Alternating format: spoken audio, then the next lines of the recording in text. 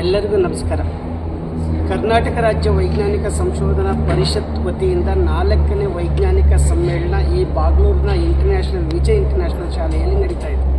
ಇದೊಂದು ಐತಿಹಾಸಿಕ ಸಮ್ಮೇಳನ ಅಂತ ಹೇಳಲಿಕ್ಕೆ ತಪ್ಪಾಗಲಾರ್ದು. ಕಾರಣ, ಇಡೀ ಶಿಕ್ಷಣ ಇಲಾಖೆ, ಕಂದಾಯ ಇಲಾಖೆ, ಜಿಲ್ಲಾ ಪಂಚಾಯಿತು, ಜಿಲ್ಲಾ ಪರಿಷತ್ತು, ಇಡೀ ಸರ್ಕಾರನೇ ನಮ್ಮೊಂದಿಗೆ ಕೈ ಜೋಡಿಸಿದೆ. ಮುಖ್ಯವಾಗಿ ಈ ಭಾಗದ ಗ್ರಾಮ ಪಂಚಾಯಿತಿಯ ಎಲ್ಲ ಅಧ್ಯಕ್ಷರಿಂದ ಹಿಡಿದು ಈ ಸುತ್ತಮುತ್ತಲ ಎಲ್ಲ ಪಂಚಾಯಿತಿಯ ಅಧ್ಯಕ್ಷರು, ಪದಾಧಿಕಾರಿಗಳಿಂದ ಹಿಡಿದು ಒಳ್ಳೆಯ ಸಪೋರ್ಟನ್ನು ಮಾಡಿದ್ದಾರೆ. ಇದರ ಉದ್ದೇಶ ಸರ್ವರಿಗೂ ವಿಜ್ಞಾನ, ನಮ್ಮ ನಡೆ ವಿಜ್ಞಾನದೆಡೆಗೆ ಕಾನ್ಸೆಪ್ಟನ್ನು ಇಟ್ಕೊಂಡು ಇಡೀ ರಾಜ್ಯದ ಮೂಲೆ ಮೂಲೆಗಳಿಂದ 60 ಶಾಲೆಗಳಿಂದ ವಿಜ್ಞಾನದ ಮಾದರಿಗಳನ್ನು ಮಕ್ಕಳು ಮಾಡ್ಕೊಂಡು ಬರ್ತಾರೆ. ಇಲ್ಲಿ ಒಂದು ವಿಜ್ಞಾನ ಮೇಳವೇ ಅಲ್ಲಿ ಪಕ್ಕದಲ್ಲಿ ನಡೀತಾ ಇದೆ. ಅದು ಒಂದು ಸ್ಟಾಲ್ ಹಾಕಿದ್ದೀವಿ. 60 ಸ್ಟಾಲ್ಗಳು ಆ ಕಡೆ ಇದೆ. ಮುಖ್ಯವಾಗಿ ಸರ್ಕಾರಿ ಶಾಲೆಯ ಮಕ್ಕಳಿಗೆ ಗಮನ ಕೊಟ್ಕೊಂಡು ಮತ್ತು ಖಾಸಗಿ ಶಾಲೆಯ ಮಕ್ಕಳನ್ನು ಕೂಡ ಒಪ್ಪಿಕೊಂಡು ಮಕ್ಕಳಲ್ಲಿ ವೈಜ್ಞಾನಿಕತೆಯನ್ನು ಮೂಡಿಸುವ ಉದ್ದೇಶಕ್ಕೋಸ್ಕರ ನಾಳೆ ಬೆಳಗ್ಗೆಯಿಂದಲೇ 2 ದಿನಗಳ ಕಾಲ ನೆಹರು ತಾರಾಲಯ, ವಿಶ್ವೇಶ್ವರಯ್ಯ ಮ್ಯೂಸಿಯಂ, DRDO, ಏರ್ಫೋರ್ಸ್, ಅಗ್ನಿಶಾಮಕ ದಳ, ಇಡೀ ಕಂಪನಿಗಳು, ಇಲಾಖೆಗಳು ಅಲ್ಲಿ ಪ್ರದರ್ಶನವನ್ನು ಏರ್ಪಡಿಸ್ತಾ ಇದ್ದಾರೆ. ಇದು ಮುಖ್ಯವಾಗಿ ಡೂಮ್ ಅಂತ ಏನು ಕರಿತೀವಿ, ಒಂದು ಮಗು ನೆಹರು ತಾರಾಲಯಕ್ಕೆ ಹೋಗೋಕ್ಕಾಗಲ್ಲ ಅಂತ 4 ಡೂಮ್ಗಳು ಬಂದು ಇಲ್ಲಿ ನಾಳೆಯಿಂದ 2 ದಿನಗಳ ಕಾಲ ಪ್ರದರ್ಶನವನ್ನು ಸಾವಿರಾರು ಮಕ್ಕಳಿಗೆ ಅನುಕೂಲ ಮಾಡಿಕೊಡ್ತಾ ಇದ್ದಾರೆ.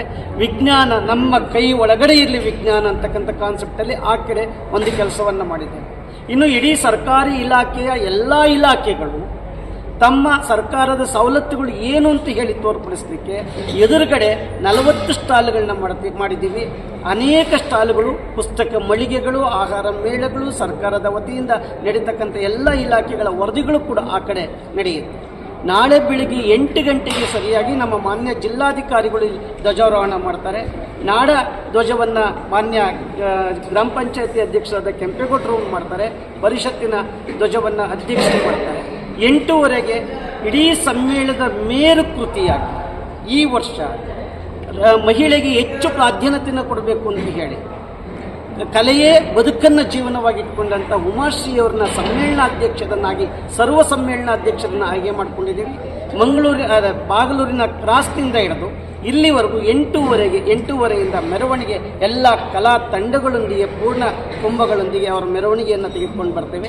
10 ಗಂಟೆಗೆ ಶಾರ್ಪ್ ಇಲ್ಲಿ ಉದ್ಘಾಟನೆ ಕಾರ್ಯಕ್ರಮ ವಿಶೇಷವಾಗಿ ಉದ್ಘಾಟನೆ.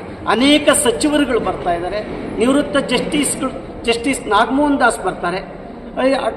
ಅದ್ರ ಜೊತೆಗೆ ಉದ್ಘಾಟನೆ ಆದಮೇಲೆ ಜ್ಞಾನಸಿರಿ ಅಂತ ಹೇಳಿ ಪುಸ್ತಕ, ಸ್ಮರಣ ಸಂಚಿಕೆ ಬಿಡುಗಡೆಯಾಗತ್ತೆ, ದಿನಚರಿ ಬಿಡುಗಡೆಯಾಗತ್ತೆ, ಕ್ಯಾಲೆಂಡರ್ ಬಿಡುಗಡೆಯಾಗತ್ತೆ.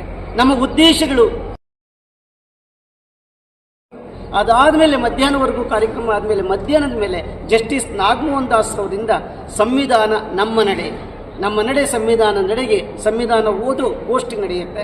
ಅದ ನಂತರ ರೈತರ ಬಗ್ಗೆ ಬವಣೆಗಳು, ಸಾಮಾಜಿಕ ಜಾಲ ತಲ್ಲಣಗಳು, ಶ್ರೀಮನದ ತಲ್ಲಣಗಳು, ಗೋಷ್ಠಿಗಳು ನಡೆಯುತ್ತೆ.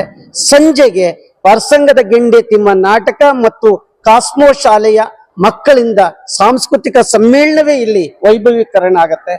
ಮಾರನೇ ಬೆಳಿಗ್ಗೆ ಯಥಾ ಪ್ರಕಾರ 2 ಗೋಷ್ಠಿಗಳು. ಇವತ್ತು ನಮ್ಮ ಮಕ್ಕಳು ನಮ್ಮಿಂದ ನಾವು ಮಕ್ಕಳನ್ನ ಕಳ್ಕೊಳ್ತಾ ಇದ್ದೀವಿ. ಸೈಬರ್ ಕ್ರೈಮ್ ಅಂದ್ರೆ ಏನು, AI ಅಂದ್ರೆ ಏನು, ಅದರಲ್ಲಿ ಏನೆಲ್ಲ ಪಾಸಿಟಿವ್ ಇದೆ, ನೆಗೆಟಿವ್ ಇದೆ, ಹೇಗೆ ಸಾಮಾಜಿಕ ಜಾಲತಾಣಗಳ ಅಂತರಗಳನ್ನು ಕಾಪಾಡಿಕೊಳ್ಬೇಕು ಅನ್ನೋದ್ರ ಬಗ್ಗೆ ಶಿಕ್ಷಣ ಇಲಾಖೆ ಬೇಕಾದದ್ದನ್ನ ಈ ವೇದಿಕೆಯಲ್ಲಿ ನಾವು ಮಾಡಿ ಮಕ್ಕಳಿಗೆ ಮನವರಿಕೆ ಮಾಡಿಕೊಡ್ತಾ ಇದ್ದೀವಿ. ಇಲ್ಲಿ ಮುಖ್ಯವಾಗಿ ಮಕ್ಕಳನ್ನ ಕೇಂದ್ರೀಕೃತವಾಗಿ ನಾವು ಮಾಡಿರೋದ್ರಿಂದ ಇಡೀ ಎಲ್ಲ ಖಾಸಗಿ ಶಾಲೆಯ ಶಿಕ್ಷಕರು, ಸಂಸ್ಥೆಗಳು, ಪದಾಧಿಕಾರಿಗಳು ಸ್ವತಂತ್ರವಾಗಿ ಅವರ ಶಾಲೆಯ ವಾಹನಗಳಿಂದ ಮಕ್ಕಳನ್ನು ಕರ್ಕೊಂಡು ಬಂದು ಪಾಳಿ ಪದ್ಧತಿಯಲ್ಲಿ ಮತ್ತೆ ಆ ಮಕ್ಕಳನ್ನ ಕರ್ಕೊಂಡು ಹೋಗ್ತಾರೆ. ಮತ್ತು ಕಾಸ್ಮೋ ಪದಾಧಿಕಾರಿಗಳು ಮತ್ತು ಎಲ್ಲರೂ ಸೇರಿ ಖಾಸಗಿ ಶಾಲೆಯ ಮಕ್ಕಳನ್ನ ಕರ್ಕೊಂಡ್ ಬರ್ಲಿಕ್ಕೆ ಎಲ್ಲ ಪಂಚಾಯಿತಿಯ ಸಹಾಯವನ್ನು ತೆಗೆದುಕೊಂಡು ಸರ್ಕಾರಿ ಶಾಲೆಯ ಮಕ್ಕಳನ್ನ ಬಸ್ಗಳಿಂದ ಕರ್ಕೊಂಬರಕ್ಕೆ ನಾವು ವ್ಯವಸ್ಥೆಯನ್ನ ಮಾಡಿದ್ದೇವೆ. ಈಗಾಗಲೇ ನಮಗೆ ಪ್ರತಿನಿಧಿಗಳಾಗಿ ಎಲ್ಲಾ ಜಿಲ್ಲೆಗಳಿಂದ 4,000 ಜನ ಪ್ರತಿನಿಧಿಗಳು ನೋಂದಣಿ ಮಾಡಿಕೊಂಡಿದ್ದಾರೆ. ಅವರೆಲ್ಲರೂ ಇವತ್ತು ಸಂಜೆ ಇಲ್ಲಿ ಉಳ್ಕೊಳ್ತಾ ಇದ್ದಾರೆ. ಮುಖ್ಯವಾಗಿ ನಾಳೆ ಜೀವಮಾನ ಸಾಧನ ಪ್ರಶಸ್ತಿಯನ್ನ ಕೊಡ್ತಾ ಇದೆ. 10,000 ರೂಪಾಯಿ ಬಹುಮಾನ ಇದೆ, ಬೆಳ್ಳಿ ಪದಕ ಇದೆ. ಇನ್ನೆಲ್ಲ ಗೌರವಾನ್ವಿತವಾಗಿ ನಾವೇನ್ ಮಾಡ್ಬೇಕು, ಅದನ್ನ 10 ಜನಕ್ಕೆ ನಾವು 12 ಜನಕ್ಕೆ ಮಾಡ್ತಾ ಇದ್ದೀವಿ. 4ನೇ ತಾರೀಕು ಮುಖ್ಯವಾಗಿ ಇಡೀ ಜಿಲ್ಲೆಯಿಂದ ಒಬ್ಬೊಬ್ಬರನ್ನ ಆಯ್ಕೆ ಮಾಡಿಕೊಂಡು ಡಾಕ್ಟರ್ ಎಚ್ ನರಸಿಂಹಯ್ಯನವರ ಹೆಸರಿನಲ್ಲಿ HN ಪ್ರಶಸ್ತಿಯನ್ನ 39 ಜನರಿಗೆ ಕೊಡಮಾಡ್ತಾ ಇದ್ದೀವಿ. ಅದೇ ರೀತಿ ಮಹಿಳೆಯರನ್ನ ಸಾಧಕರನ್ನ ಜಿಲ್ಲೆಯಿಂದ ಗುರುತಿಸಿ 40 ಜನ ಮಹಿಳಾ ಸಾಧಕರಿಗೆ ಚೈತನ್ಯಶ್ರೀ ಪ್ರಶಸ್ತಿಯನ್ನು ಕೊಡ್ತಾ ಇದ್ದೀವಿ. ನಾಡ್ದು ಕೂಡ ಗೋಷ್ಠಿಗಳಿವೆ. ನಾಡ್ದು ಸಂಜೆ ಸಾಂಸ್ಕೃತಿಕ ಕಾರ್ಯಕ್ರಮಗಳೊಂದಿಗೆ ಮುಕ್ತಾಯ ಆಗುತ್ತೆ.